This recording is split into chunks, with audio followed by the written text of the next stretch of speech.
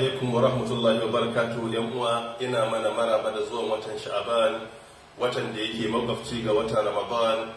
Watan Sha'aban wata ne da Annabi Muhammad sallallahu alaihi wa alihi wa sallam yake yawaita azumi a cikin sa. Wata ne da mutane suke gafala daga yin ibada a cikin sa kamar yadda sunna ta bayyana. Sannan wata ne da ake ɗaukaka ayyuka zuwa ga Allah subhanahu wata'ala a sama, kuma aka faɗaitar da mu da yawaita yin azumin nafila.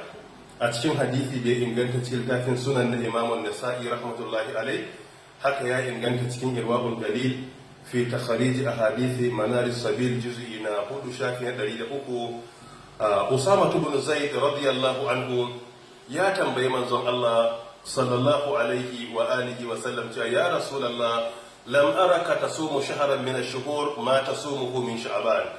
Yace manzon Allah, banga kana yawaita yin azumin nafila a wani wata daga cikin watanni kamar yadda kake yawaita yin a cikin watan Sha'ban ba. Sai annabi yake ce masa, zalika shahrun yaghfalu an-nasu anhu bayna Rajab wa Ramadan.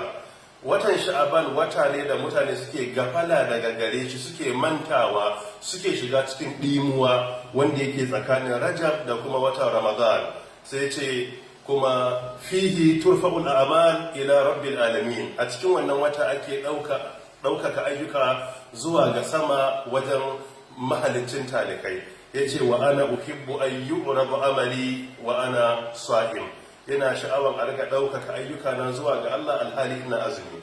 Yan uwa, kwanakin Rajab Sha'ban sun fara gudana, sai mu gaggauta mu yi azumi da yawa a kwanakin nan, kamar ma iya yi kwanaki da yawa a jere ya halatta, ma iya yin azumin Annabi Dawud alaihi salam a ciki ya halatta, yau mu yi, gobe mu huta, jibi mu yi, gata mu huta, ko abin da ya kama da wannan.